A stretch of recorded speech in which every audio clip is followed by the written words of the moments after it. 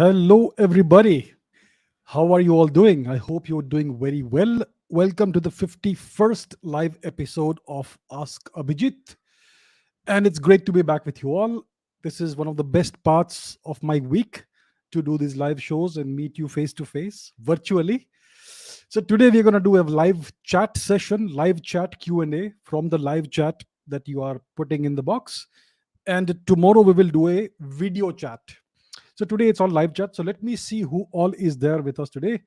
I can see Shubhankari Thakral, Pradeep Pandey, Neeraj Kumar Singh, Prithvi Ram, Harsh Jain, Ashok Kumar, Nagpuria, Andy Agni Thanos, Futuristic Angad Sai, Raghav Sharma, Sagnik Banerjee, Chandrabhan Maurya, Divyansh Garg, Sujoy Kumar Ghosh, Yash Biradar, Kiran Raj Golap, Shashank Mishra, Ruchit Hriday Anchit Rushil Chiching Dimgal, Neha Martand, A.R. Utsav, Prithvi Ram again, Harshada Pednekar, Saturu Gojo, Divyansh Garg, and so many more people.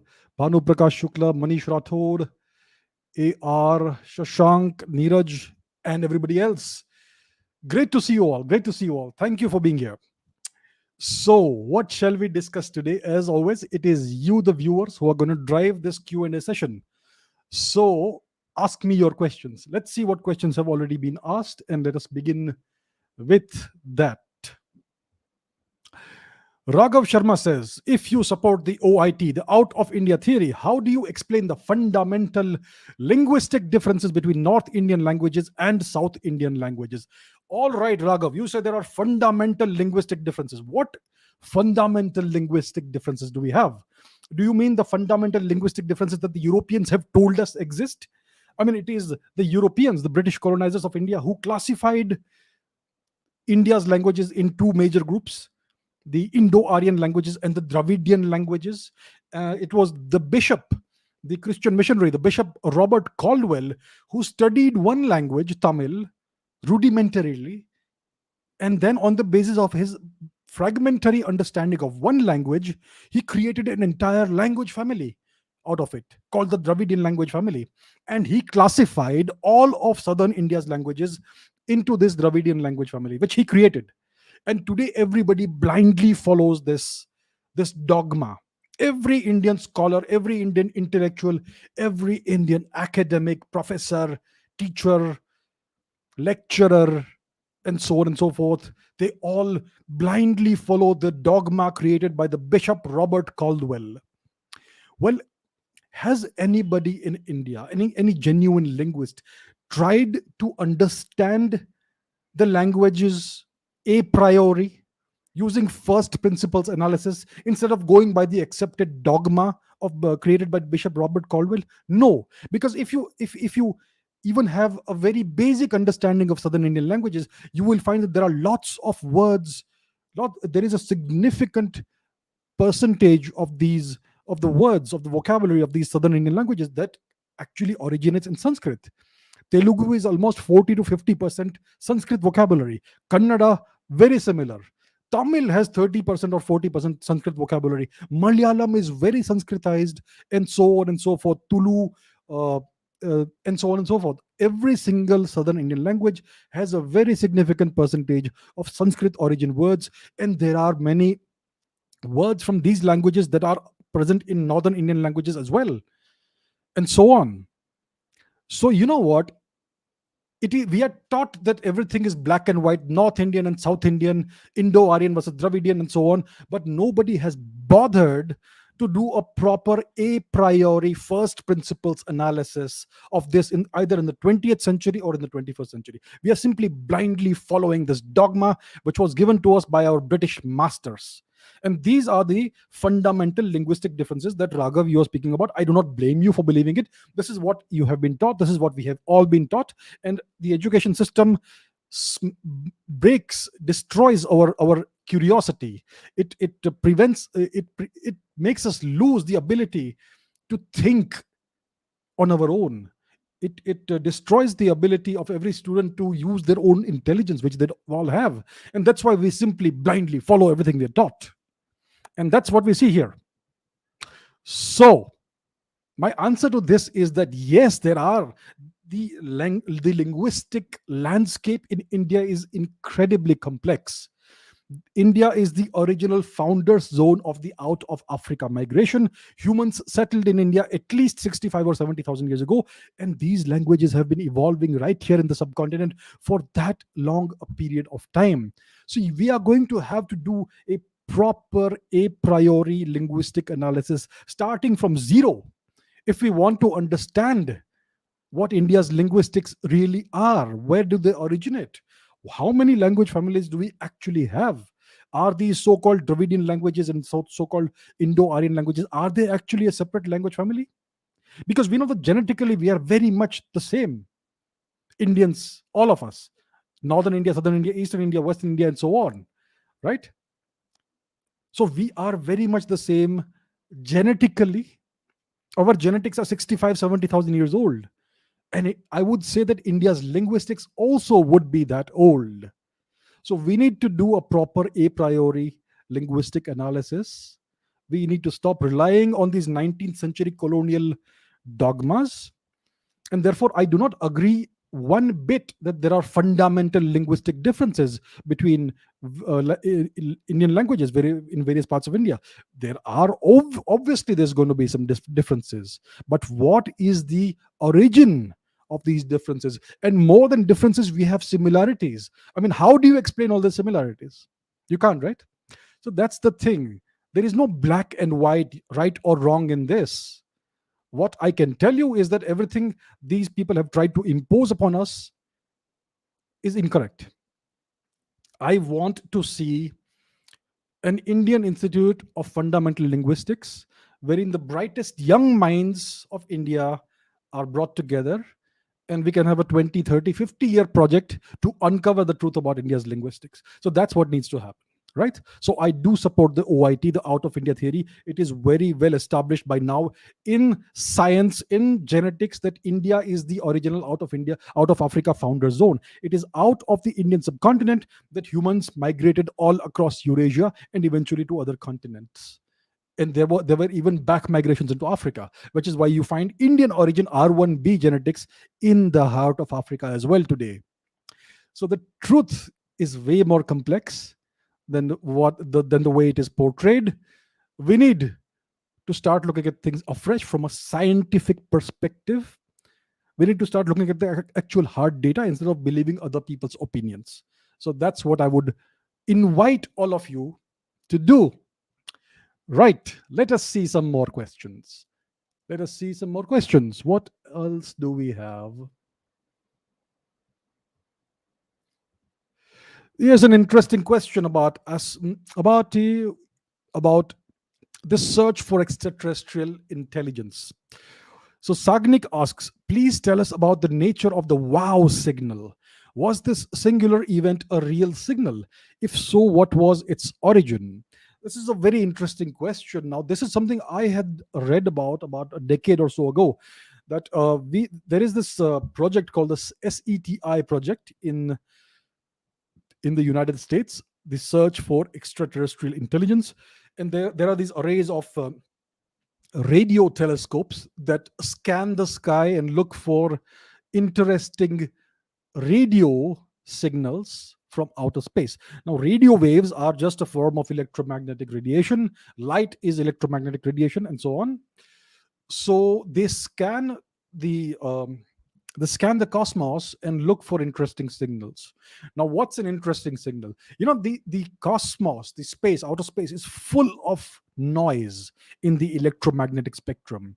You have all kinds of noise coming from galaxies, noise that's produced by pulsars, by magnetars, by quasars, and various astrophysical objects which give off electromagnetic radiation in a variety of frequencies, many of which are radio frequencies. And therefore, when they first found the first evidence of what was it, pulsars are those very rapidly spinning stars, millisecond pulsars, and so on.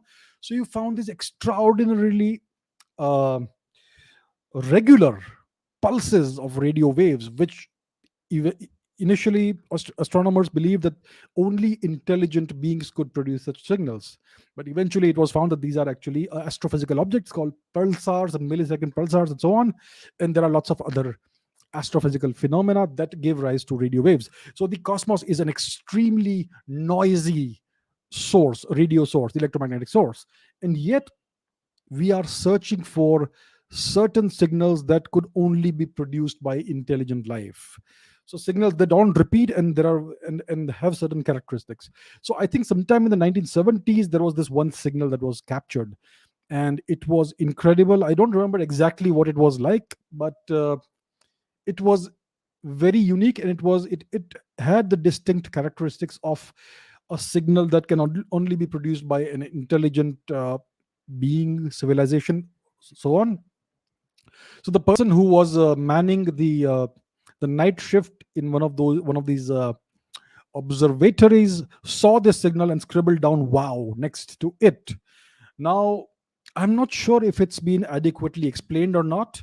I do not think it has been adequately explained by any natural phenomenon thus far. And unfortunately, that signal has never repeated itself. So the portion, the place, the location in the night sky, the sky, where it came from, scientists have been trying to scan that location for a very long period of time, and nothing else has ever come out of it. Now, I am not sure if it has been conclusively proven to be something that originated from a natural astrophysical source, but it's something which is, I don't think they have been able to conclusively prove that. So I think, as far as I know, that it is still not proven or not determined where what is the origin of this signal. And that's why it is one of the most intriguing and interesting and exciting phases, episodes of scientific history, astrophysical, astronomical history, and the history of the search for extraterrestrial intelligence. So I don't have the exact answer as to whether it has been proven to be physical, natural, or extraterrestrial. I think it's still in the superposition of both. But yeah, it's a very interesting episode, and they are still scanning the sky for more such signals. I mean, you may recall, there was this a couple of years, I mean 2 or 3 years ago, there was the star that they found, which underwent these drastic episodes of dimming down and brightening up again. It was discovered by a team of researchers led by Tabetha Boyayan. It was called Tabby's star, and it was seriously being considered that this could be the sudden dimming episodes of the star could be perhaps possibly caused by a megastructure, an artificial megastructure, a Dyson sphere of sorts, a Dyson's ensemble of some kind. So that today it is believed, in the past 2 3 years they have come to the conclusion that this could have been caused possibly by a swarm of large orbiting bodies, perhaps comets. But even that doesn't seem 100% conclusive. And they have now discovered some other stars too that exhibit such strange, non-regular brightening and darkening episodes. So we are entering an interesting phase of observational astronomy, and especially the search for extraterrestrial intelligence. As our instruments get better, as we are able to actually take photographs of planets around other stars, exoplanets, and so on, we are going to make more discoveries, and maybe we may actually discover something really interesting, like the signal of life, the signature of life somewhere else on a non-solar system world. It is certainly possible. So, interesting times. Okay, Karthik Srinivas says, can you please explain the first principles thinking? First principles thinking is when you okay, what is first principles thinking? It's when you analyze a problem not on the basis of other people's opinions, but looking at the actual source of the phenomenon. For instance, last week I had a gentleman, a nice guy actually, who asked me about who was a little argumentative. I don't blame him. It's okay. He was talking about the CAA and the farmers' protests and all that. And he was saying that I have heard from other sources, other channels, that it is very much anti-farmer, and the CAA is also anti-national, and so on. So that is an example of, unfortunately, dogmatic thinking, when you are basing your opinions on the product of other people's thinking. So you saw some YouTube videos from 2 3 channels, and they all say that this is bad for the country, this is anti-farmer. So you believe what they are saying, and you form your opinion based on other people's thought processes. That is called dogmatic thinking, because dogma means you are using the results, the products of other people's thoughts. First principles thinking means you ignore what other people are saying, and you look at the actual farm bill. That is the source of the entire controversy. You examine the farmer, the new law yourself. It is available in the public domain, and then you form your own opinion based on the law written down in black and white, whether it is good for the farmers or bad for the farmers. That is called first principles thinking. And again, when it comes to science, etc., first principles thinking is that you take the basics, the fundamental laws of nature, of mathematics and physics, to form your opinions, rather than basing your opinions on the opinions of other scientists, on the conclusions that other scientists have made. Let me give you another example. There are right now, as of today, many I have heard, I have seen lots of comments by many of you saying that so and so researcher has determined the date of the Mahabharat or the date of the Ramayana, etc. And some of you seem to be uh, very strongly convinced by that, right? Now, here is the fact. As of today, see, here's the scientific methodology. When I do some research and I come to a conclusion, I'm going to check my research, recheck my work, recheck my entire process a few times. And when I'm convinced that I have not made any mistake, when that my conclusions, my analysis, my calculations are correct, then I'm going to make a claim that this is what I have discovered, right? So this is a claim that I have made. Now, for the claim to be proven, it has to be replicated independently by at least two other teams of scientists. Only when they are able to replicate the same result that I have found, only then can my claim be said to be proven. So if one person does some research for 5 years, 10 years, 20 years, whatever, however long it takes, and comes to a conclusion, it is not proven, my friends. And if you believe that person and you say this is the date of the Mahabharata or the Ramayana, that is dogmatic thinking. It is not first principles thinking, because you don't know what process, what methodology he or she has used to come to these conclusions and find these dates. You are not, I would assume, an expert in astronomy and in all these astronomical calculations. So on what basis are you believing the person? I am not by any means saying that so and so claim is right or so and so claim is wrong, or so and so person is good or bad. I am not saying any of that. I am simply making the fundamental point that you are basing your opinion on something that is not scientific, on something that is not proven. So that is called dogmatic thinking. You just blindly believe what somebody is claiming. That has not been proven independently by other researchers yet, and therefore it is not proven. So these are some of the ways that these are some of the intellectual fallacies and pitfalls that we have. And the antidote to that is first principles thinking. Now, I don't expect all of you or most of you to have any understanding of astronomy. Why should you have it? It's not your profession. It's fine. So in that case, you should not believe the claim that has been put forth until other researchers are able to corroborate it. And then, once it is corroborated by at least two teams of researchers, then you can believe it. So that is the scientific process. For instance, in 1915, when Albert Einstein put forth the general theory of relativity, no one cared. Nobody cared. Only a few years later, when it was actually proven, when his predictions were demonstrably proven, it's only then that he became a celebrity. So one must wait for these claims to be proven. One cannot blindly start believing things. So that is the scientific process. There is the way to think in a scientific manner, and that is first principles thinking, by going to the root of the matter instead of relying on other people's opinions.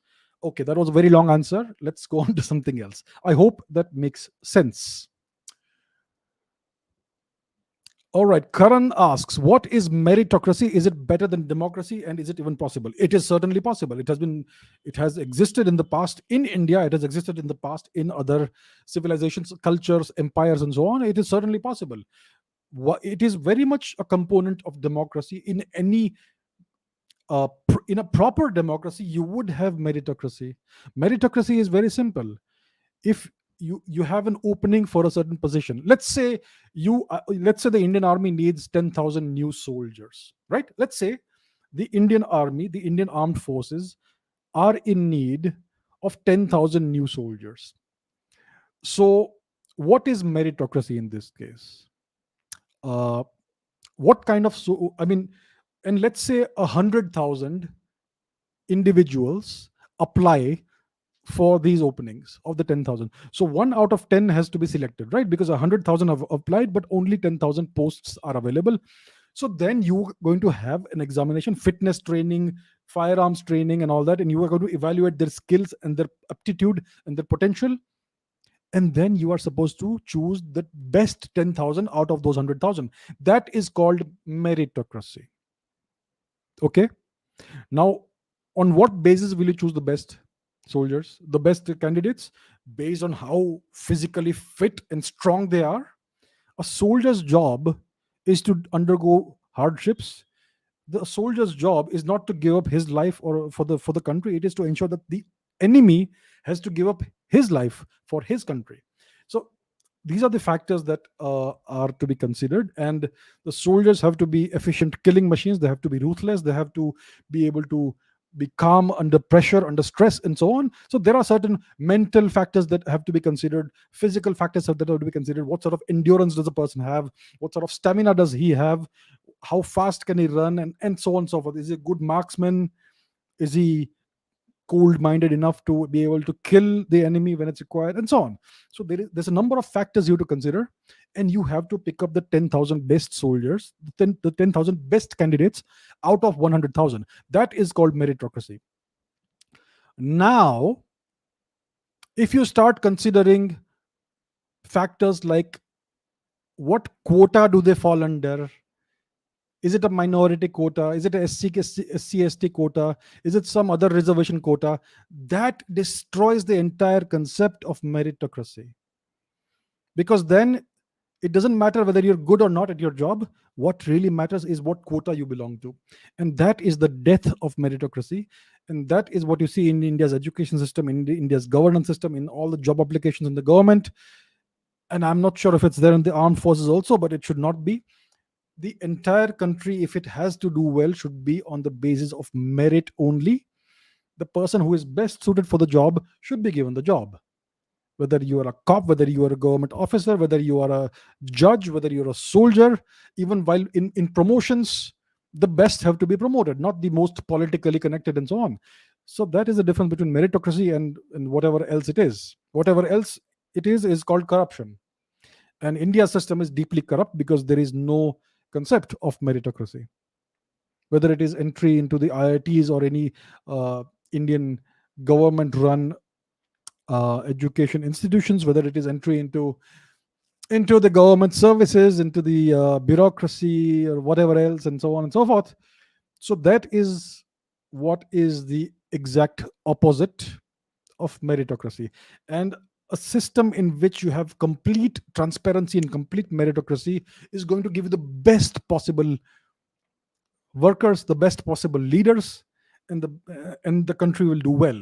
And a system in which you don't have this is going to produce mediocrity and decay and corruption, which is what you see in India today. So that is the difference between meritocracy and whatever else, and corruption.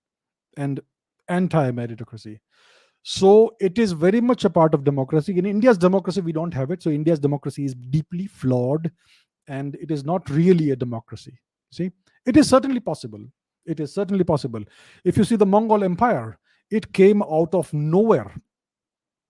It came out of nowhere in just 20, 30 years. One man, Chinggis Khan, built an empire out of nothing, and it was so successful because it was purely meritocratic. So it's possible. It is certainly possible. And it should be implemented if you want your country, your civilization, your culture to do well. Right, let's take some more questions. Shrikant says, can India beat the Chinese economy in the long run? Historically, over the past how long has China existed? 3,000, 3,500 years? Historically, throughout the entire duration of China's existence as a culture and a civilization, India's economy has been bigger than China's economy. It's only in the past 500 or so years that India went down. It decayed because it was smashed into pieces by the British occupiers. And before that, the Turkic occupiers of India, who plundered and destroyed India. And, yeah, that's what happened. So India's historical position has been at the top of the world's economic hierarchy. India has always been, throughout its history, the largest, the greatest, the most prosperous economy in the world. China has historically, ever since it has existed in the past 3,500 years or so, China has historically been number two. Can India beat the Chinese economy in the long run? Well, it is in our blood and in our nature to be number one. Right now, we are going through a bad phase. It takes a little bit of time. When I say a little bit of time, I mean 50 to 100 years. So don't expect this to happen overnight. Hopefully, in our lifetimes, hopefully in the next 20, 30 years, I would like to see India surpass China. It is very much possible. India has all the potential in the world. India needs the right leadership. Hopefully, we are on the right track. So it is very much possible.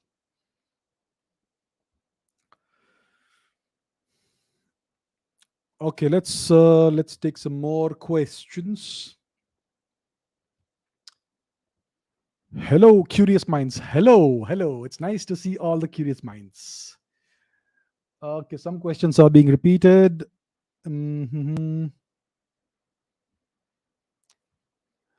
Okay, some more question.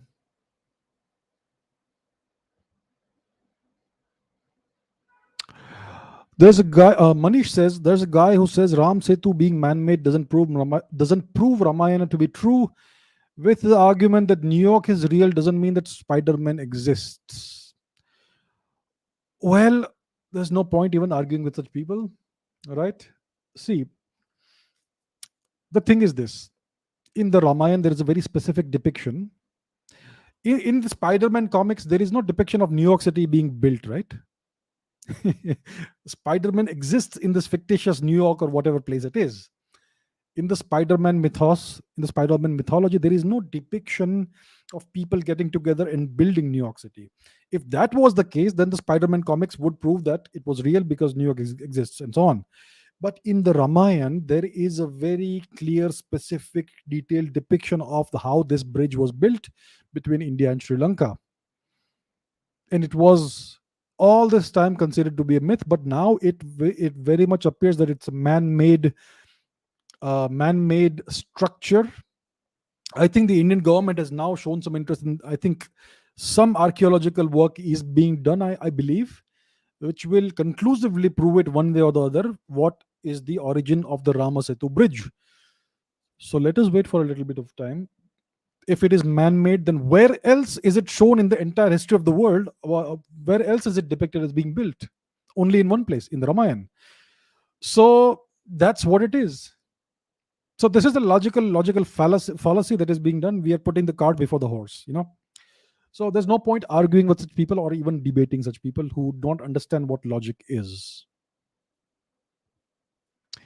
Bhanu Prakash Shukla has been asking me a question for a very long time. Okay, I'm glad I saw it this time. This is about Nilesh Oak's research paper, like the timings of the Mahabharat and Ramayana. He depicted the astronomical facts over there. What's your take? My take is very simple. Nilesh Oak has done an enormous amount of work. I think he has invested 10 or 20 years in this. That is incredibly commendable to invest such a large part of your life in doing this work. And he has come up with some dates of the Ramayana and the Mahabharat. My point is very simple. I really appreciate the work he has done. It needs to be independently verified and proven by other teams of researchers. Until this happens, one cannot claim that this is 100% correct. Like I said, Albert Einstein's theory of relativity, which he put forth in 1915, was completely ignored until it was proven by experimental physicists about 5 or 6 years later. I think it was in 1920 or 21 that it was actually proven to be correct. One of his predictions, the bending of light around large objects, was experimentally proven, and that's when he became a celebrity. That's when the theory of relativity was actually accepted. And therefore, any such claim that is put forth, see, even Albert Einstein toiled away alone, okay, for about an entire decade to come up with this theory of relativity. It was a labor of love. It was a very lonely effort, and yet it was not accepted until it was properly proven by experimental physicists, by others than him. Therefore, I really appreciate what Mr. Nilesh Oak has done. I really commend the effort he has put in. But to be accepted, his work has to be independently corroborated by at least one or two other teams of researchers. The entire, uh, all the calculations, all the claims, all the various claims that he has made, they all need to be proven and corroborated. That is the scientific process. That is the scientific process. It's the only way one can actually accept a new claim that has been made, because his work is scientific work. It's based on astronomy, so it has to be proven independently by other researchers. So that is my take on this. I really appreciate the work he's done. If it is proven to be correct, if it is proven to be correct by independent researchers, I think he deserves a Padma Award for what he has done. But it has to be independently verified by other researchers. Until that time, we cannot make the claim that this has been proven. Right? It is, as of now, just a claim. It is not proven. I hope that answers the question. Okay, some questions are being asked multiple times. Please don't do that. Please ask your question only once. Okay, otherwise it's like spam. It's not fun. Right, let's see some more questions. Let us see some more questions.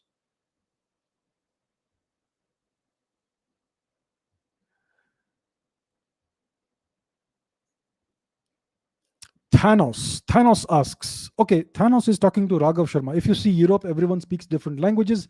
Yet when it comes to Western civilizational supremacy, all of them unite under one roof. I wonder why that can't happen in India. It can happen in India if there's a strong enough leadership. It can happen. It can certainly happen. It has happened in the past. India has been unified, an entire subcontinent sized civilization unified under one leadership multiple times. It can once again happen in the future. One needs to unify a country as large as India, which is as big as the European Union, even larger when it comes to population. When it comes to unifying a civilization of that size, you need a once in a thousand years kind of leader. So that is what we wait for. That's what we await. We need that kind of leadership who can bend the entire country to his or her will and unify the civilization once again after 1,000 years. The last time it happened was, well, to some extent, it happened under the great Raj and Rajendra Chola, the Chola dynasty, who unified southern India with the entirety of Southeast Asia all the way to the Philippines under one cultural and civilizational umbrella. Before that, it happened during the Gupta Empire, Samudragupta, etc. I think the Karkotas, Lalitaditya Muktapida, also did that sort of thing. You had Amogha Varsha, an emperor who ruled for about 60 plus years, who unified a large part of India. You had Kanishka the Great, who unified much of India and much of Central Asia as well. And before that, you had the Mauryan dynasty, Chandragupta Maurya, etc., who unified India. So we need that sort of leadership. Mediocre little politicians are not going to unify India. I am not pointing my fingers at any specific individual when I say mediocre politicians. 99% of politicians are mediocre. We do have some very good leaders in this country. The question is, how great are they willing to be? So let's see, let's wait and watch. I think that we are doing better than before, much better than before, but one must always demand more from one's leaders. So it's all about leadership. It is certainly possible. Right, let's take some more questions. Okay, some people are asking 17 questions in one. How do I answer that? Just ask me one question each, and then that we will take it that way. Right.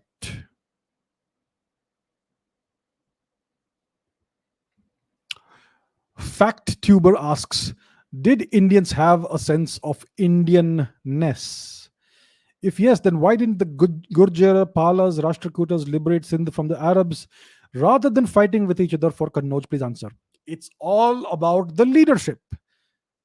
There has always been a sense of Indianness. Whether you go to the east of India, Bengal, Vanga Pradesh, Vangadesh, whether you go to Kalinga, whether you go to the southern parts of India, the Cholas, the Pandyas, the Cheras, etc., the Gangas, whether you go north, east, west, wherever, we have always had one overarching culture, one overarching civilizational language.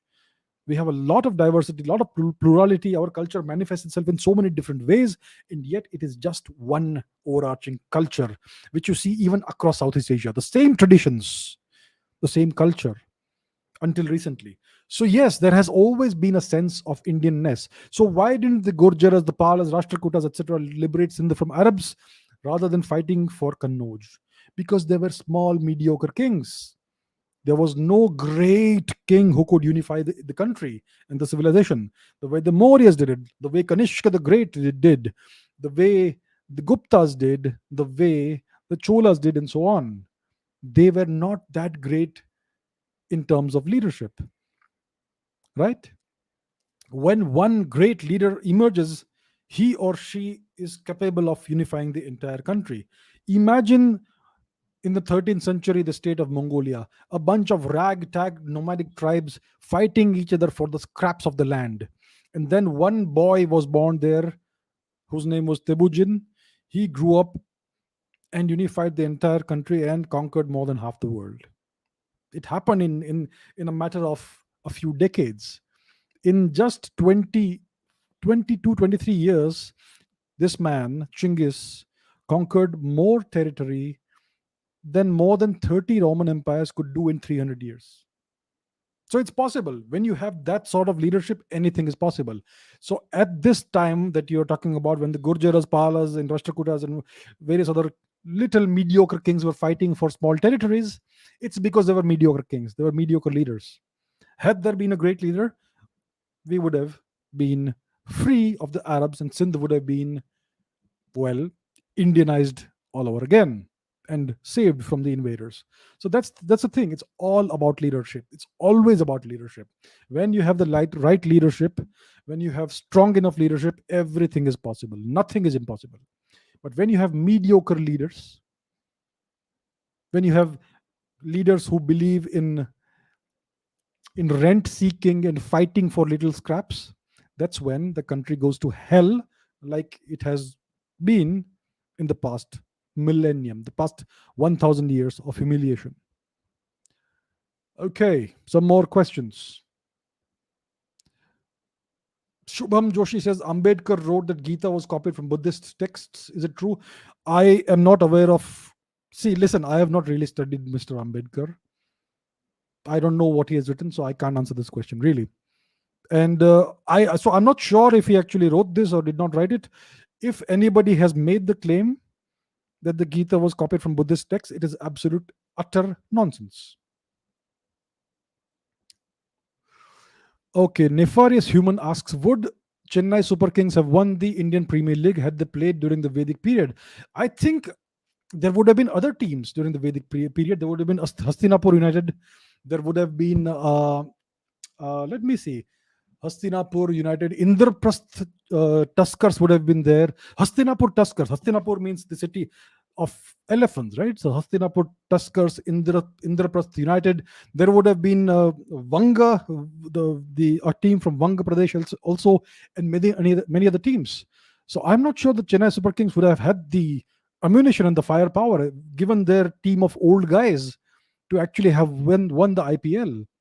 And of course, you would have had different weapons. The Brahmastra and other things would come into play, So I don't think Chennai Super Kings would have won the IPL had they played during the Vedic period.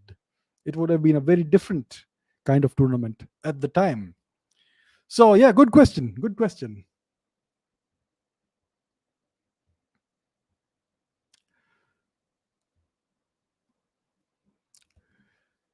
Aniket asks, how is mathematics used in deriving scientific theories? So then to answer that, I have to explain what is mathematics. See, mathematics is the language of physics.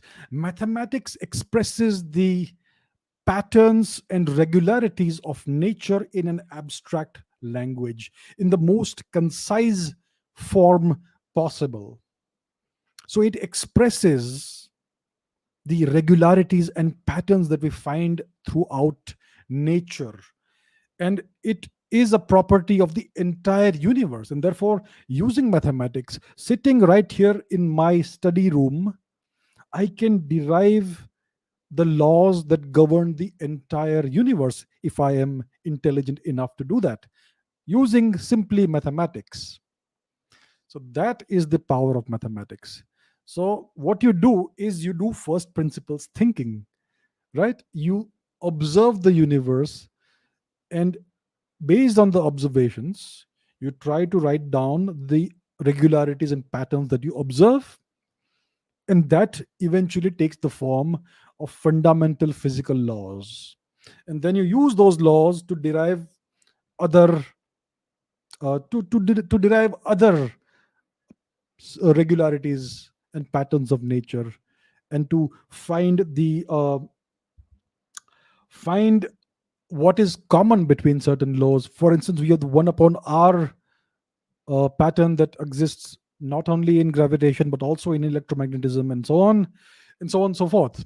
So that is the reason why mathematics is an integral, central part of physics.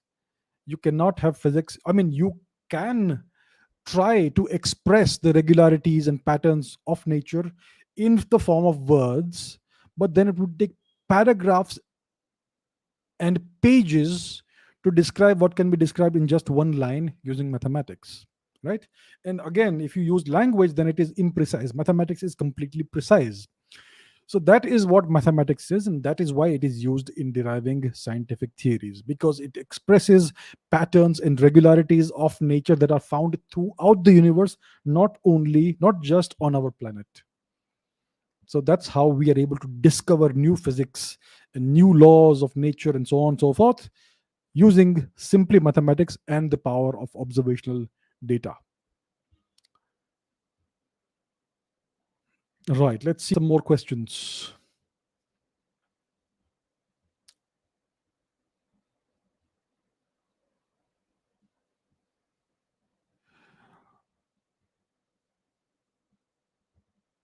Ashish says, I love physics. It seems very interesting, but I don't like doing numericals. What should I do? See, you cannot do physics without mathematics. Mathematics is at the core of physics, it is the language of physics. You simply cannot progress beyond a certain stage in physics if you don't do mathematics. And I understand that you don't like doing numericals, because I am sure that you had very bad teachers who did not teach you mathematics properly. This is the story with every single student in India. Most Indian students, they end up hating mathematics because their teachers are so incompetent, and because they are not taught mathematics properly during the foundational stages. If you don't understand basic arithmetic properly, if you're not taught basic arithmetic properly, then you can never learn higher mathematics like algebra, trigonometry, geometry, calculus, and so on and so forth, right? It's impossible. If the foundation of the building is bad, then you simply can't progress further and the building crumbles. So I understand why you don't like doing numericals and problems and all that, because you very likely had very poor teachers. So if you really want to pursue physics seriously, then you need to revisit your mathematical knowledge Go back to the mathematics of your school stage, find out where your deficiencies are, and just iron them out by doing easier problems and so on. Mathematics is actually extraordinarily simple. It's incredibly simple if you are taught properly step by step. It's the simplest thing, easiest thing in the world. If you understand the fundamentals, then you can easily make the progress to higher stages. So that's the deal. You cannot progress in physics without being good at math. So that's the only option you have if you really want to take it seriously.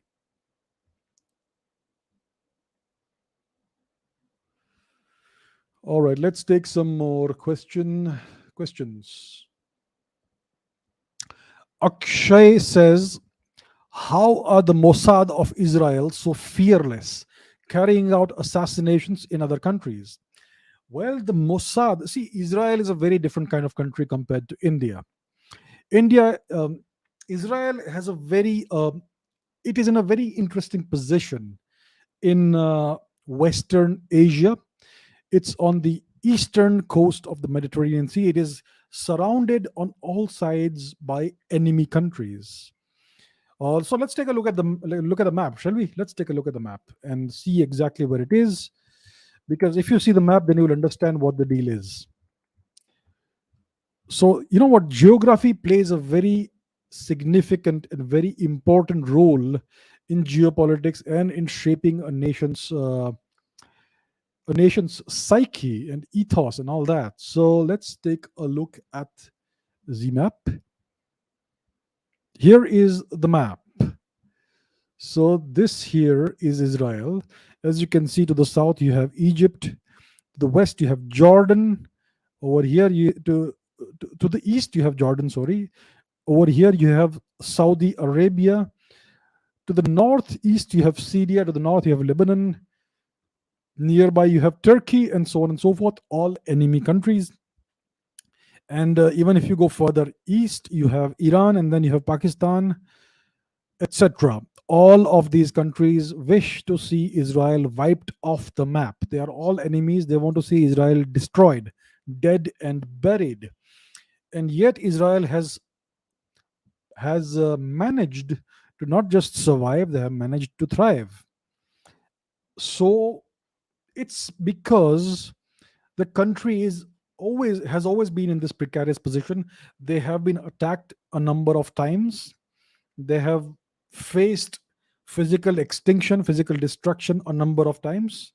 They know that their survival is always in danger, and that's why they have a very peculiar attitude. They have the Shin Bet, which is the internal security apparatus, and then they have the Mossad, which is a colloquial informal term, which is the external intelligence apparatus and agency. So the Mossad, its objective is to promote and further in Israel's national interests beyond the boundaries of Israel by carrying out covert operations, assassinations when it's required, and ensuring that Israel's enemies are targeted wherever they are in the world.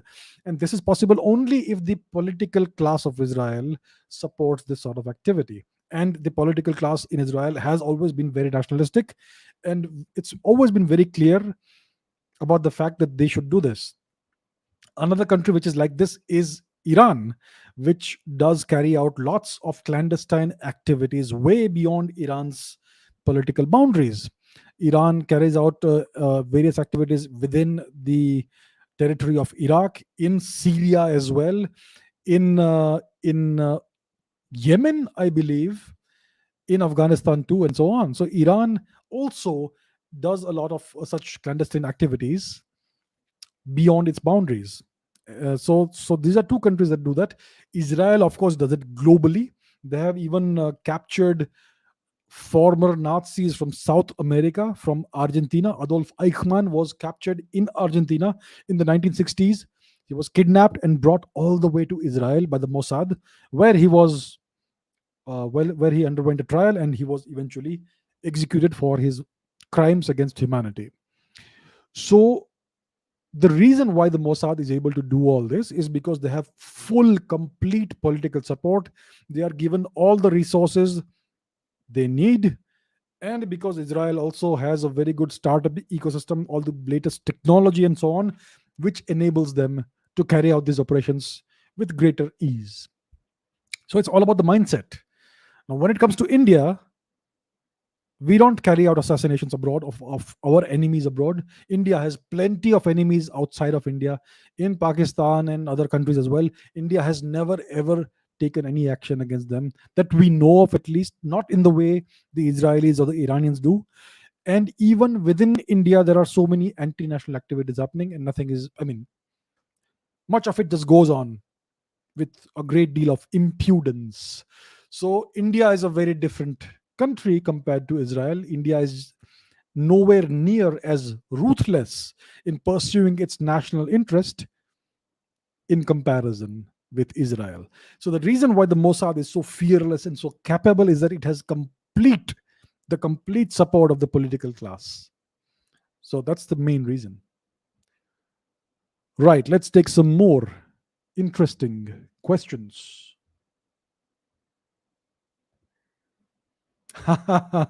Aniket says, can mathematics be used to communicate verbally?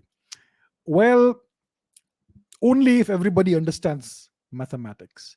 And that too, you cannot convey certain things like emotions and things like that mathematically. There's no mathematics there's no equation that represents various emotions and feelings and so on and so forth. So that's why we need verbal speech. That's why we need language, which is much more evocative and which has much more nuance. It is a whole different thing that is being communicated, right? So when you're talking about the laws of nature, human language doesn't work. You have to use mathematics. But when it comes to communication in the human sphere, in societal, in the societal sense, etc., mathematics simply cannot work. So that's the thing. Because see, mathematics, like I said, it expresses the patterns and regularities of nature.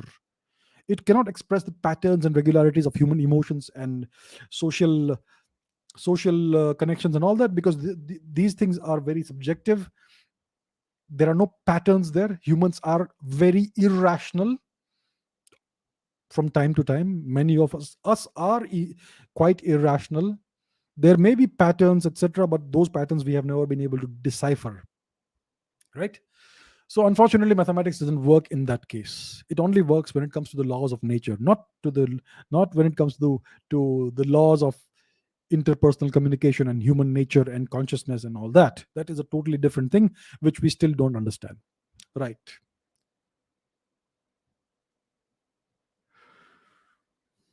All right, let's take some more questions.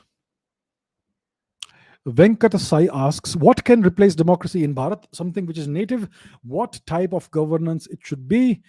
And when does the partitioned land of Bharat reunite? Okay, a number of questions. Let me answer. Democracy. Democracy originated in Bharat. It originated in the Indian subcontinent. It is very well recorded. During the Mahajanapada era, we had a hybrid form of democracy. We had kings and emperors, but they were duty bound. They were dharma bound to obey the will of the people and the will of their advisory council and so on. So the advisory council and the people could override the decision of a king or an emperor or a queen. That's how it was during the Mahajanapada Republican era. And even during the time of Lord Krishna, during the Mahabharata era, you had a similar system, which was a democratic system, right? So democracy emerged out of India. It is native to India. Today's democracy is nonsense. It is a fake form of democracy. It is a illusory democracy. The form of democracy that we follow today is Western liberal democracy, the Westminster system of parliamentary democracy, which emerged, which evolved on a small island in the Atlantic Ocean, England, right? It is suited to that country, to that small island of with a population of a few million people, and in the context, in the socio-political context that it evolved in. India is a whole different ball game. It is a subcontinent sized civilization. A system that is suited for a small island is not suitable for India, and yet it has been forcefully imposed upon India, and you can see the result. Look at the way the country has been governed right now. Look at the consequences. Look at where we find ourselves today. India has reached nowhere near the potential it had. We've had 70 years since independence, and see what this specific form of democracy, so called democracy, has done to the country. India is currently a corrupt, misgoverned, third world country, a very poor nation. Our population is larger than the entire continent of Africa. Our per capita GDP is lower than that of Bangladesh. I am not blaming the current government for this. It is something that has happened over the past 70 years. It is the fault of the system, the governance system we have copied from the West, the constitution we have copied from the West, and the laws which were written by the British and which we still follow. It is this colonial system that has brought us to where we are. So, this fake form of democracy is not suitable for India. We need to revisit our historical past, our civilizational eras when we were at the highest levels of prosperity and so on. And we need to try and replicate some of that, and at least be inspired from some of that, and find ways of replicating such a system of governance in the 21st century. So we should not try to blindly follow or emulate what was there in the past. That was several thousand years ago.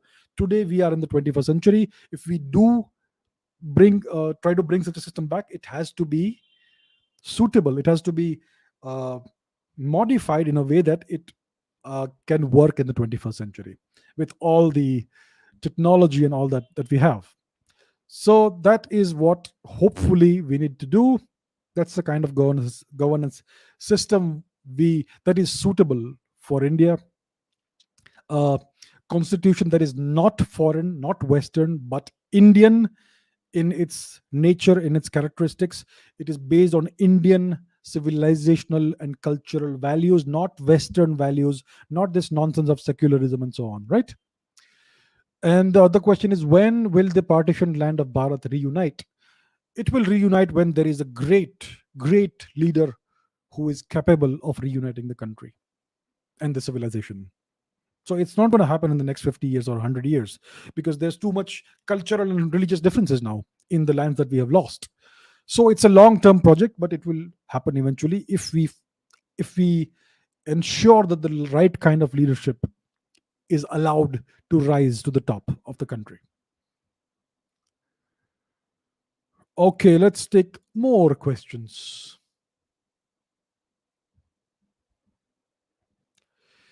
Isha asks, Isha says, my sister is a history teacher. How can she make children learn real Indian history while the books teach complete shit?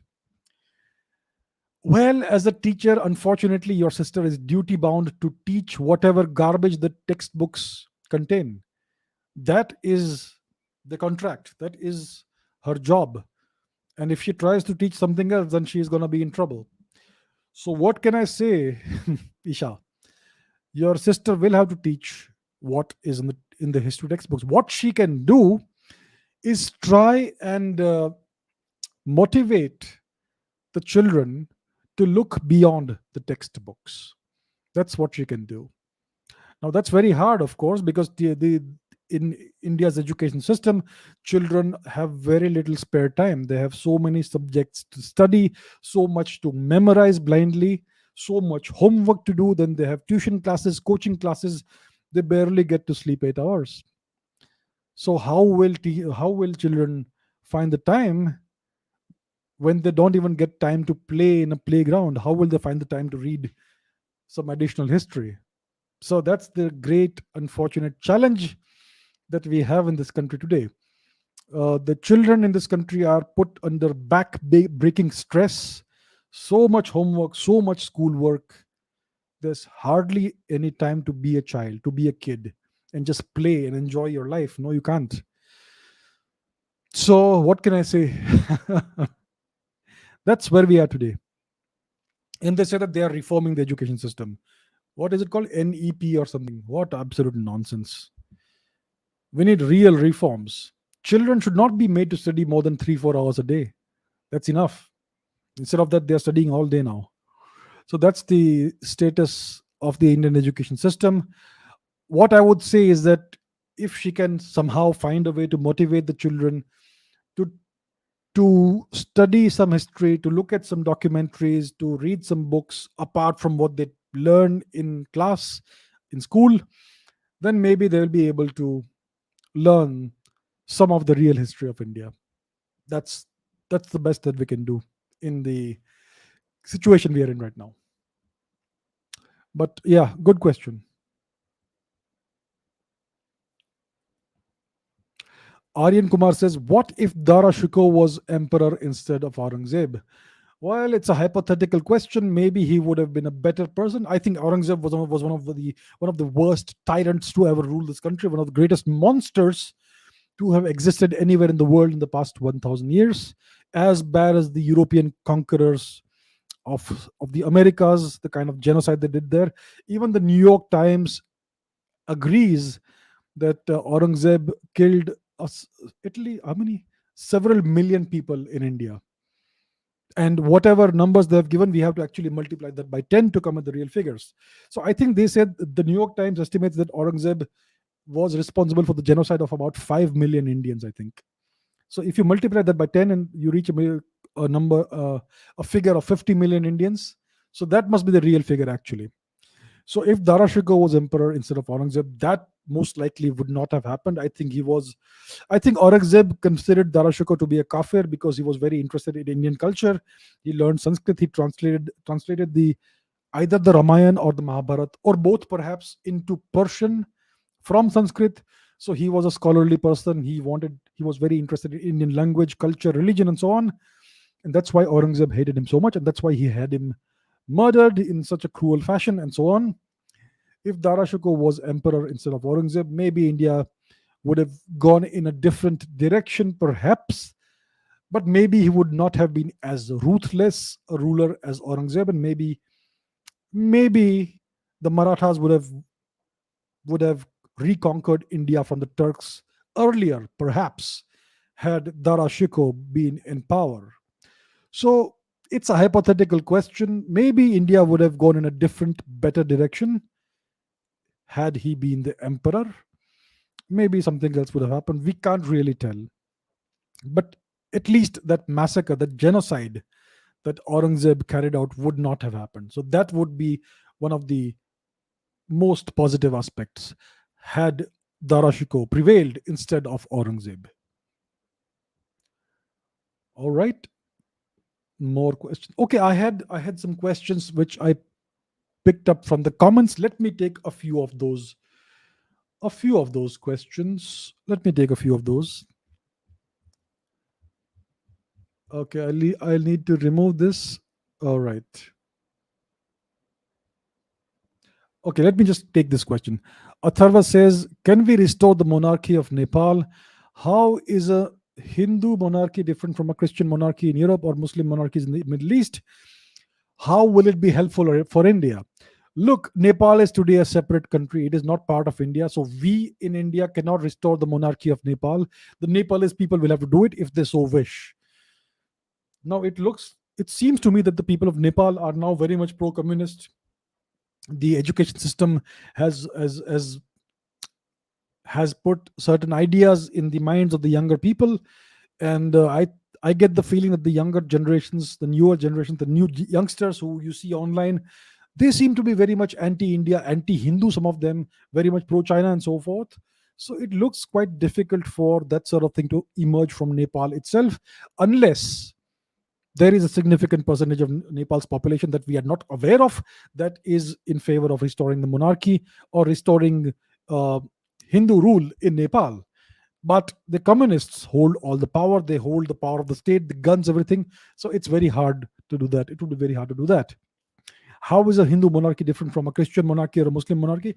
Well, the entire culture is different. The value system is different. The system of governance is different. It is all ruled and governed by the principles and the values of, of, of Dharma, of the Dharmic culture.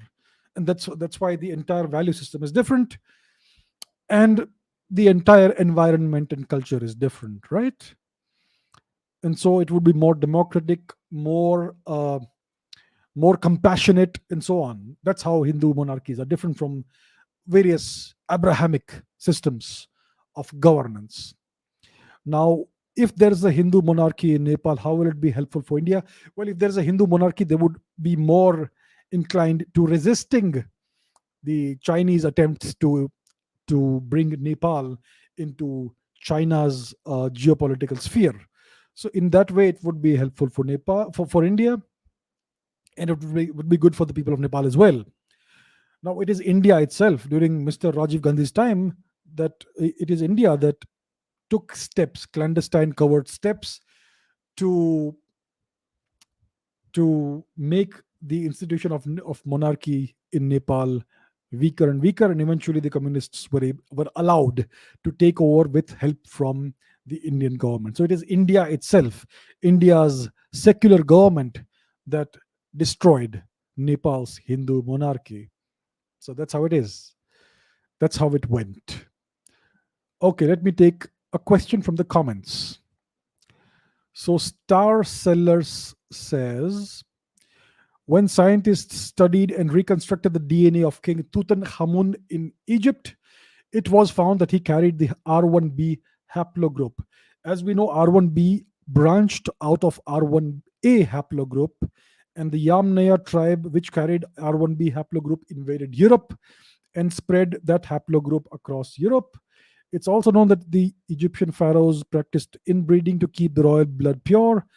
So, how can it be possible for King Tut to have R1b haplogroup? Is it possible that the R1a haplogroup originated in Africa, and then out of Africa migration brought it to India? Okay, that's a whole lot of questions. Yes, it is true that this king, this pharaoh, Tutankhamun, had the R1b haplogroup. The R1b haplogroup was brought into Europe by the Yamnaya invaders who rampaged across Europe about 5,000 or 4,500 years ago. They were Indian in origin. R1b did not branch out of R1a. R1b is a sister lineage of R1a. R1b and R1a are daughter lineages of R1. R1 is a daughter lineage of R, and they are all eventually descendant lineages of the haplogroup F, which is the original haplogroup, the parent haplogroup of more than 90% of non-African males across the world. And the haplogroup F originated in India. So R1a, R1b did not originate in Africa, they originated in India. And now, how did this guy Tutankhamun happen to have the R1b haplogroup? So that's an interesting question, and that's not been that mystery has not been resolved yet. What is clear is that he has a haplogroup, a patrilineal lineage that originated in India. Now, how did it reach there? How did it enter into Egypt? I think today R1b is extremely rare in Egypt. Less than 1% or 2% of the population would have this haplogroup in Egypt.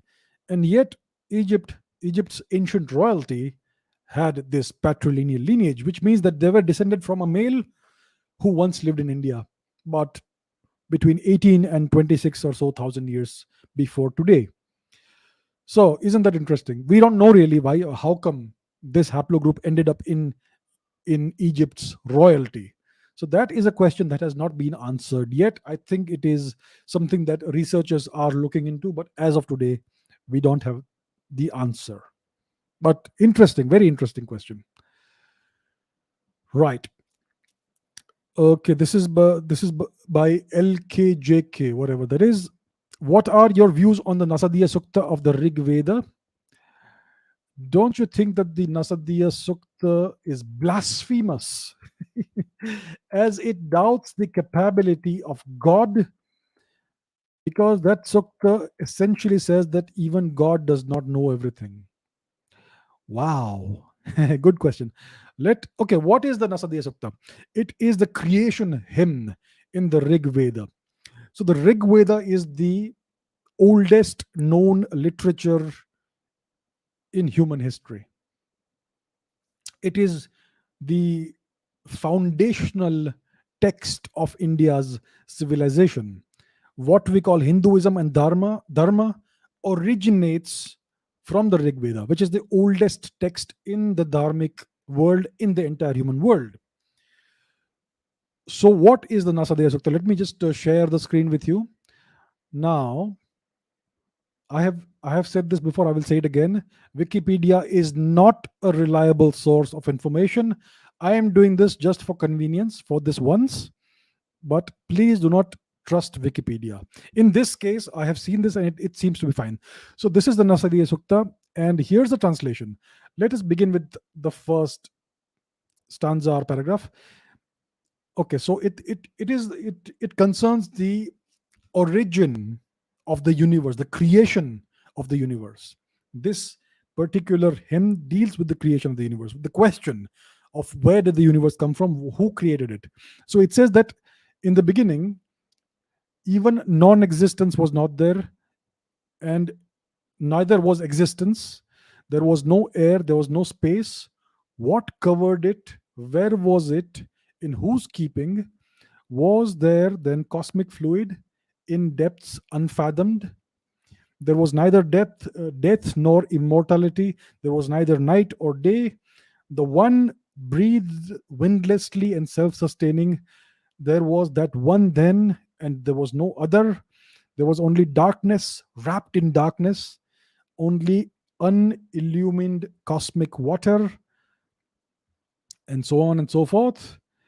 And then it says, after all, who knows and who can say where did it all come from and how did creation happen? The gods themselves are later than creation.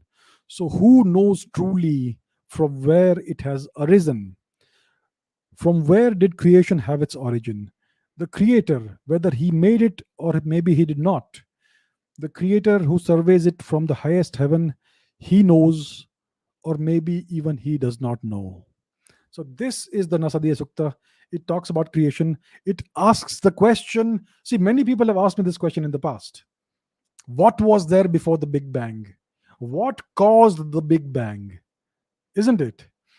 The Nasadiya Sukta asks the same questions. Who caused creation? The creation of the universe. Where did this creation happen from?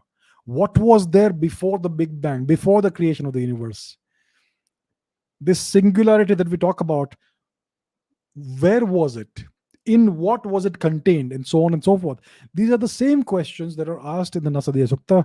It says that even the gods came after the creation of the universe because gods are part of the universe. So, who created the universe? And it doesn't answer the question, it simply raises the questions.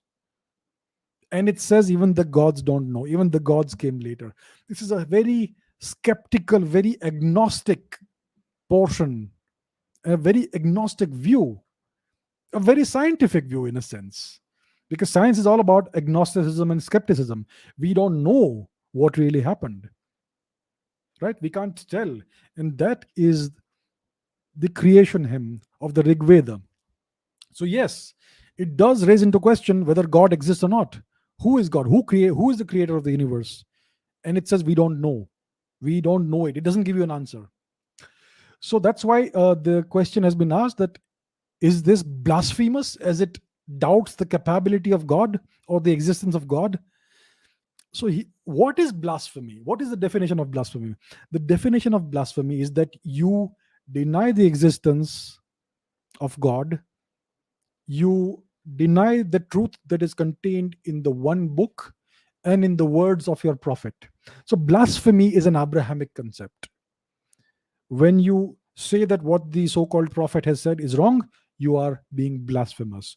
When you deny the truth of what is written in that one book, then you are doing blasphemy. When you say that this God that you are supposed to pray to doesn't exist, you are doing blasphemy.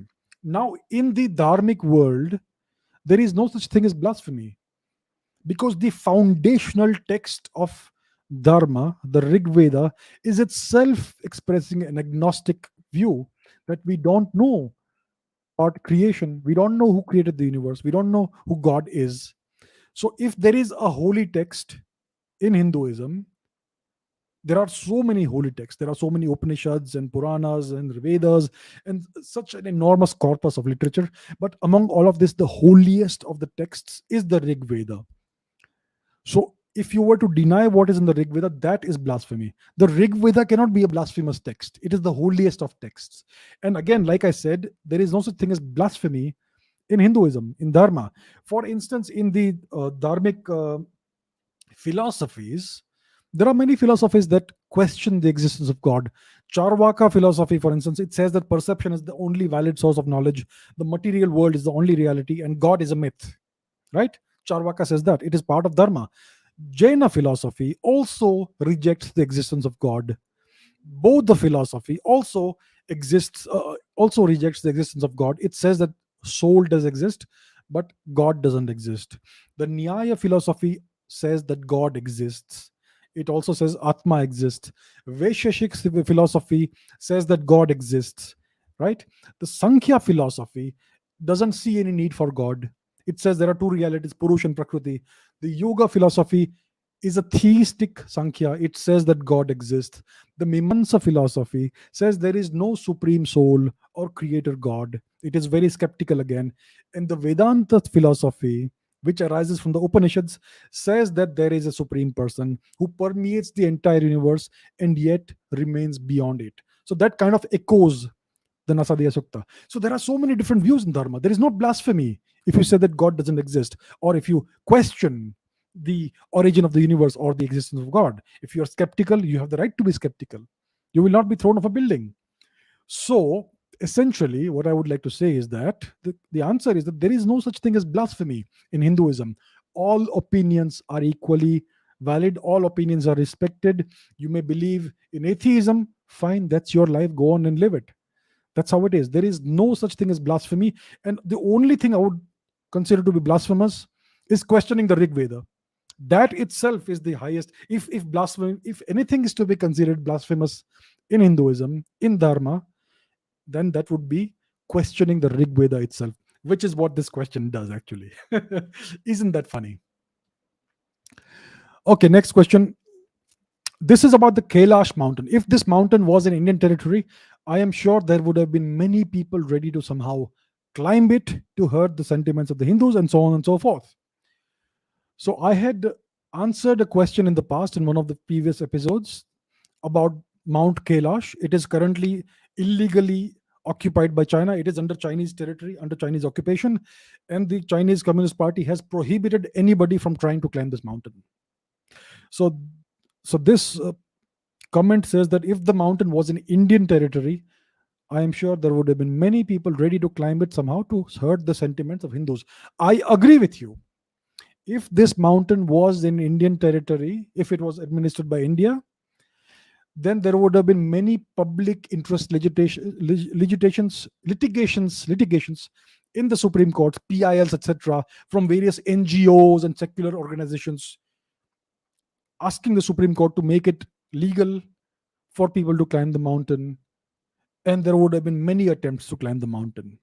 And the Supreme Court would definitely have made it, would have definitely ordered the government to allow the climbing of this mountain. So, you know what? It's so strange that I have to say this, but I agree with you. I think it is actually good that while India is ruled by this secular foreign constitution and the secular foreign governance system machinery, while we are under this condition, I think it's actually good, strangely, that the mountain is currently administered by China, because they will not allow it to be climbed. If it was under Indian jurisdiction, by now all kinds of people would have tried climbing it. They would have defiled and desecrated this holy mountain. So I'm glad that's not happened. Isn't that ridiculous? The kind of country we are living in today. Incredible. Ashutosh says, I read an interesting article today that many of the corrupt African politicians, their wealth is on par with people like Bill Gates, Warren Buffett, etc. Any thoughts on this? Yes, I agree. I haven't read the article, but it's very much possible that despite these countries being so extremely poor, their rulers, their politicians, they may have wealth on par with people like Bill Gates, Buffett, etc. and all of their wealth would be stashed away in some European or Western countries. For instance, many of these Afghan politicians who escaped from Afghanistan when the Taliban took over, they are billionaires. They have incredible amounts of wealth stashed away in Western banks. Yes, Afghanistan shows that. And let's talk about India. I can guarantee that certain Indian politicians are actually the richest people in the world. I do not doubt that at all.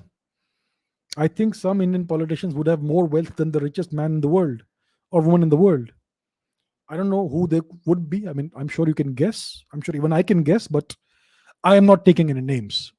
But I think India goes way beyond these African dictators and politicians. We are the country that is the most corrupt in the world. And we have been so since independence and before that, since the foreign occupation of India.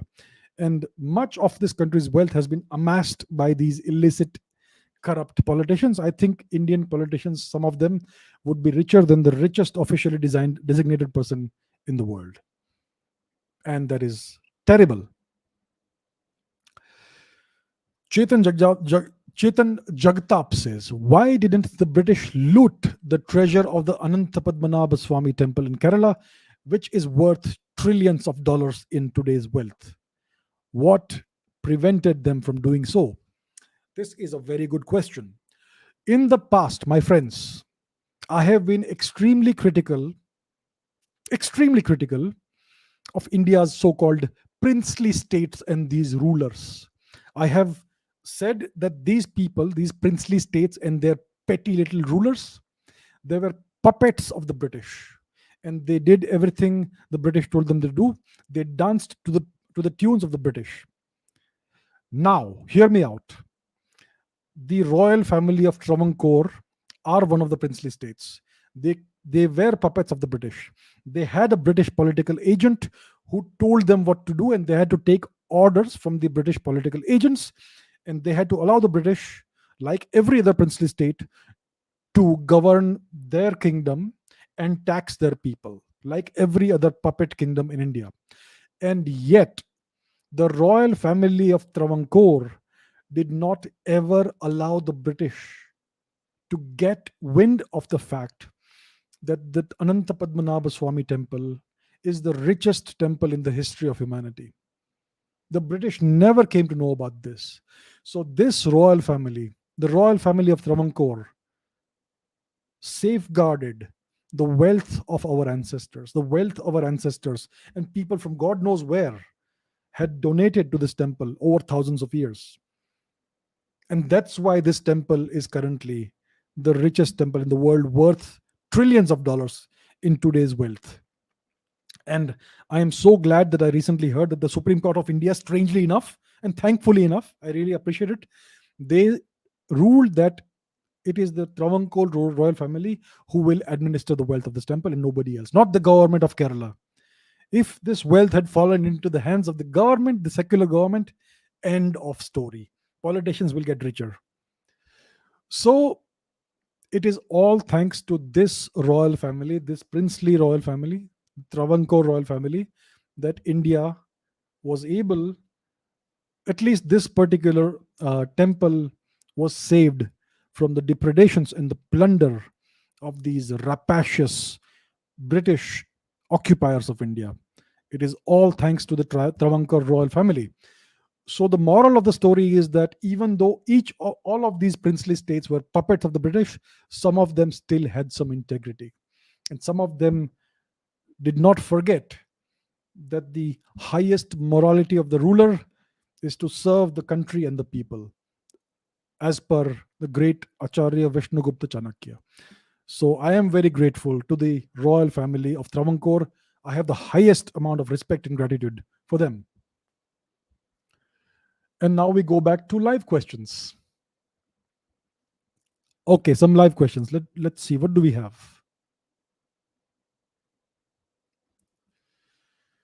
Inquisitive Triangulator says, is it true that present day Hinduism is made up of 64 different religions in ancient Bharat? My teacher said this, but I could not find it anywhere in the internet. Buffering. Well, I don't know what your teacher is smoking. I don't want any of that. There is no such thing as religion in Indian culture or civilization. Religion is a Western Abrahamic concept. Hinduism itself, this name, this term, Hinduism, is a foreign term. The correct term is dharma. So India's culture is dharma. It's the dharmic culture. The precepts of dharma is what makes up India's culture, and it is now called Hinduism. There are no religions in Hinduism. There are different philosophies. I just mentioned a number of these philosophies, right? Charvaka, Mimamsa, Jaina, Bauddha, Nyaya, Vaisheshik, Vedanta, Yoga, etc. Sankhya. These are different philosophical schools of thought. Some of them are very different from each other. Some of them are quite similar, and so on and so forth. And there are many more. So these are not religions, these are philosophical schools of thought. And all of this combined, including Jaina and Bauddha, all of this, it makes up Dharma, the Dharmic worldview, which is very diverse, very pluralistic. Atheism is very much a part of it. Some of it is atheistic, like Jaina, like Bauddha, like Charvaka. Even Mimamsa is kind of like that. It is kind of atheistic. It says there is no supreme soul or creator God. And then there is very much like Vedanta, etc., very much believes in the existence of God. And there are many other philosophical schools of thought that are not that notable, but did exist, and so on. So I would say there have been hundreds of different worldviews within the overarching umbrella of dharmic culture and dharmic philosophy and the dharmic worldview. So I don't know what 64 different religions your teacher was referring to, but that is certainly not the case. India is a very, very complex, pluralistic civilization, but at the very core of it is the four Vedas, and the oldest one is the Rig Veda, and that's where everything springs forth from, emerges from. All right. Let's take some more questions. Surjit says, what do you think would be the future of Taiwan with China constantly threatening them and the great world powers, including the US, not supporting them? What effects would it have on India? Well, the Chinese seem to be doing dress rehearsals for an eventual invasion of Taiwan as we speak today in October 2021. Recently, there was a big, large scale incursion of Chinese aircraft into Taiwanese airspace. 64 Chinese aircraft intruded into Taiwanese airspace. So they are pushing the envelope of what is acceptable. They're pushing the boundary of what's acceptable.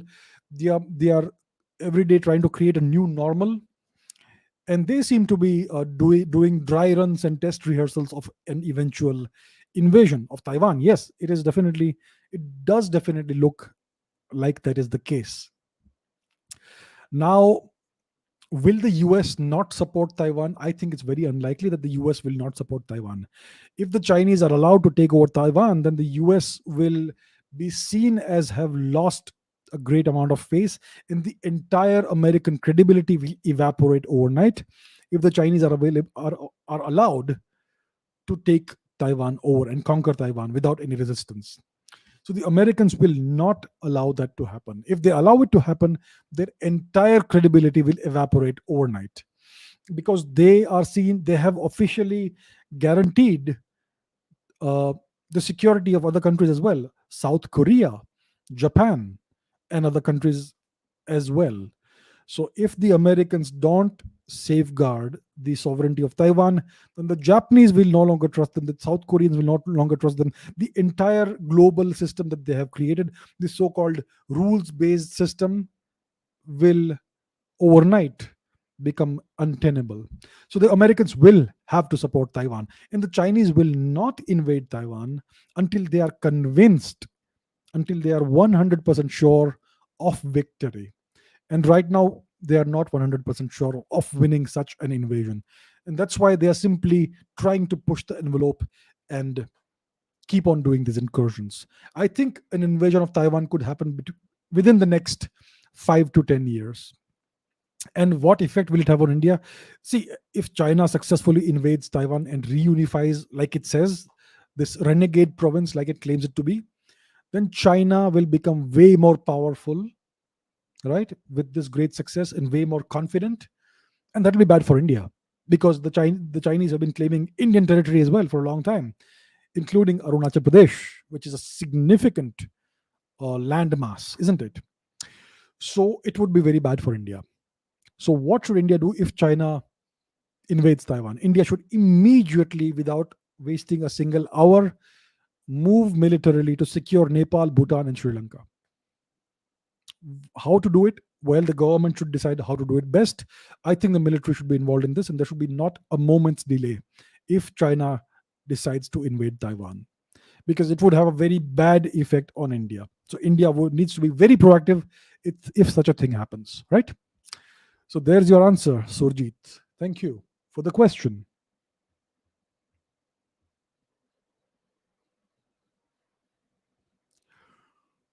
Okay, Tanveer Singh says, what are your views on China interfering in Afghanistan? Do you think it's going to fail like the USSR and the US, as it is called the graveyard of empires? See, the British called Afghanistan the graveyard of empires. It has always been the place where European powers have failed, Western powers have failed.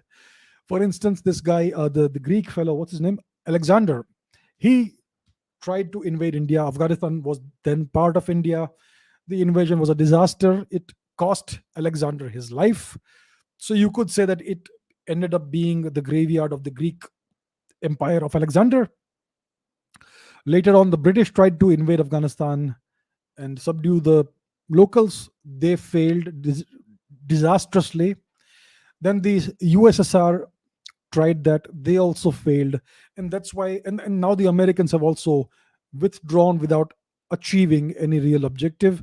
Their original objective was to defeat the Taliban. Well, the Taliban are back in power. So the Greeks failed, the Soviets failed, the British failed, and the Americans have failed. So that's why it's called the graveyard of empires, but it's only been the graveyard of Western empires, right? Because the Turks did invade Afghanistan, Gandhar, and they did conquer it, and they changed the entire culture and demographics and religion of the place. It was a Hindu Buddhist land. It was an Indian province, an Indian territory. Today it's a separate country. So the Turks succeeded in their invasion of Afghanistan, and they transformed and changed the demographics permanently, right? So the Turkic empire did not fail.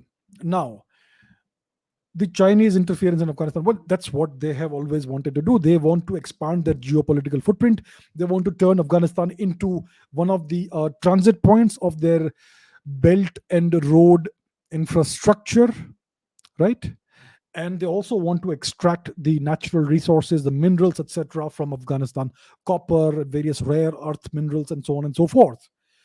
And they also want to ensure the stability of the Taliban government in Afghanistan, so that the Taliban sentiment doesn't spill over into Chinese occupied East Turkestan or Xinjiang. So these are the reasons why the Chinese are currently involved in Afghanistan. That's why they are cooperating with the Taliban government and helping them to in a variety of ways. So that's what they're doing. Now, will they succeed? Will they fail? The Americans would want them to fail. Many geopolitical analysts have opined that the American withdrawal from Afghanistan is actually a trap for China. They want China to get embroiled in the situation there and bogged in. And eventually, they want the Chinese to suffer a disastrous defeat the way the USSR suffered some 30 or so years ago. Will that happen? It all depends on the Chinese. What kind of playbook do they adopt? The Chinese are not stupid. They're not foolish. They know what the Americans are planning. They know what the Americans are hoping for. And they will have learned the lessons of history from the Soviet disaster in Afghanistan. So it all depends on a variety of factors. The Taliban government, how long will they last? What sort of relationship will they have with the Pakistanis? Will Pashtun nationalism override Pakistan's attempts to control the Taliban leadership, and so on and so forth? There's a lot at stake here. There's a lot of factors at play. It's a complicated environment, and the answers to these questions will be visible in the next 5 to 10 years. It's right now too early to say what's going to happen. But I see that things will not quite go according to what the Chinese have planned, or even according to what the Pakistanis have planned. This could actually, if certain cards are played right, it could actually, excuse me, it could potentially be the beginning of the end for Pakistan. It could. So let's see how things go. But it's very early days. Like in cricket and test matches, on the first day you can't tell how things are going to go. So we are in that sort of situation right now. So it's too early to tell. But yeah, it is certainly a possibility that the Chinese plans and the Pakistanis plans will not quite go the way they want them to go. All right, let's see some more questions.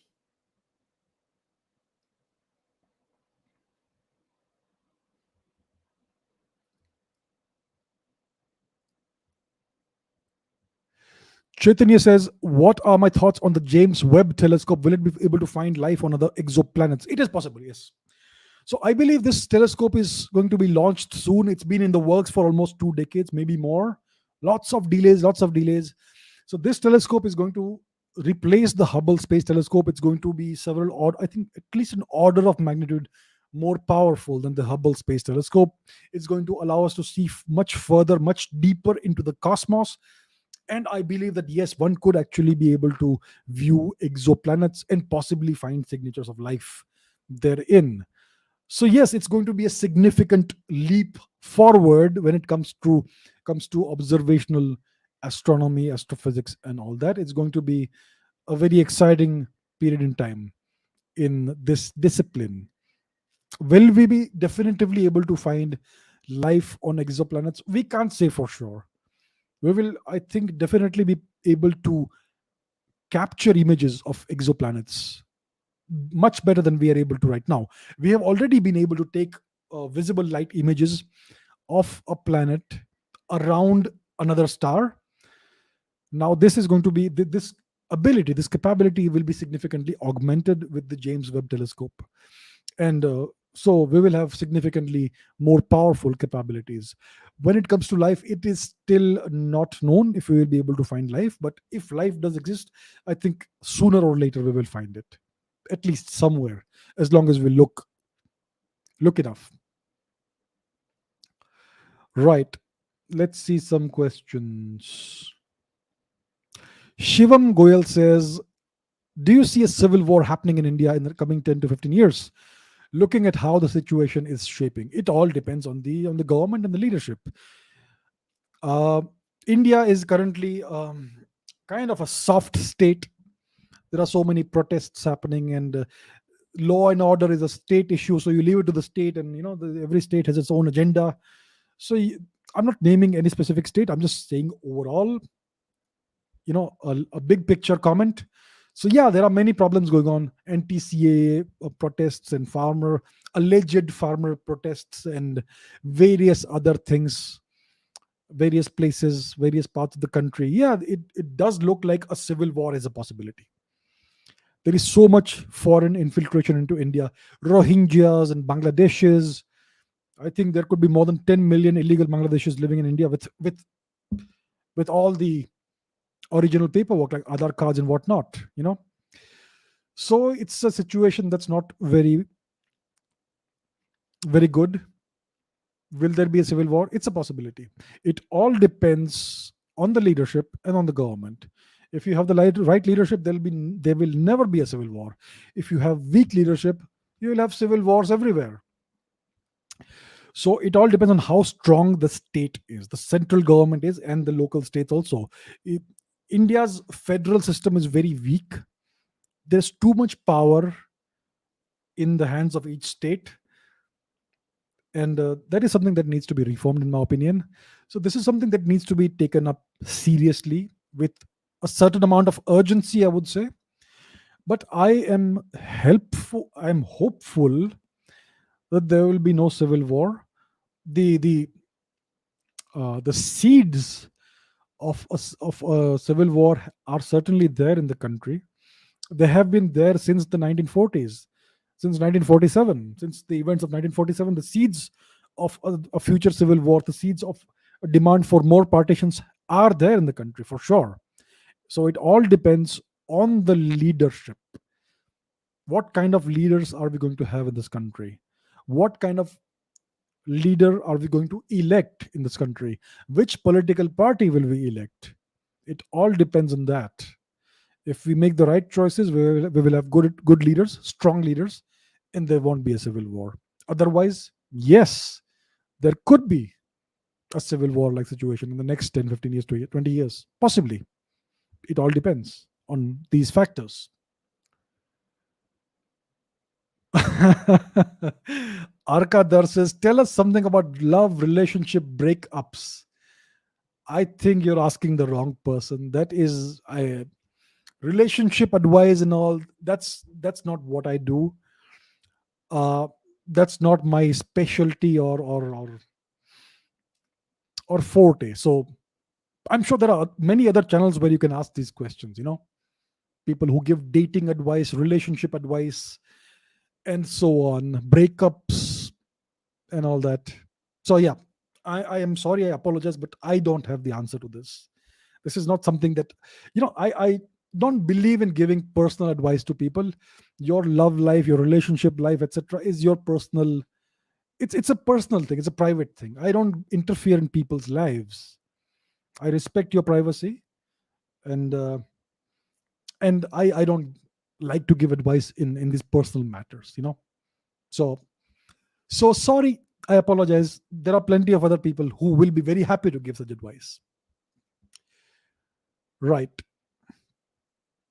Okay, let's take a couple more questions.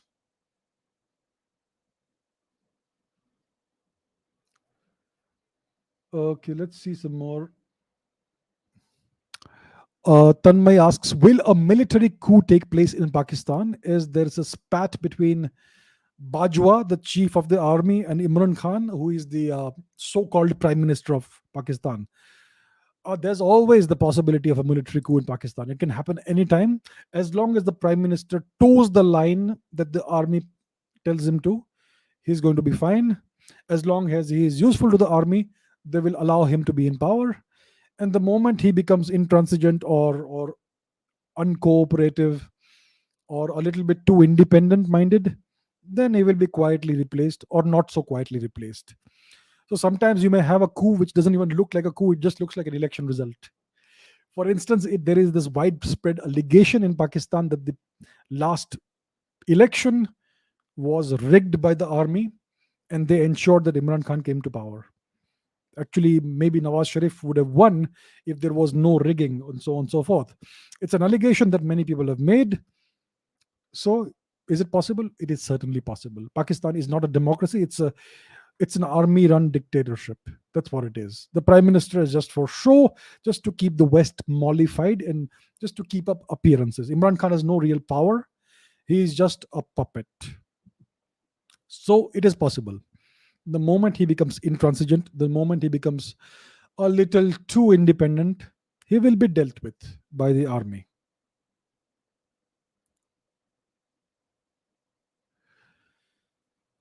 Okay, Parth Sharma says, my teacher said that Chanakya is fictional. There are no archaeological evidences of him, and he only appears on texts after Mauryan rule.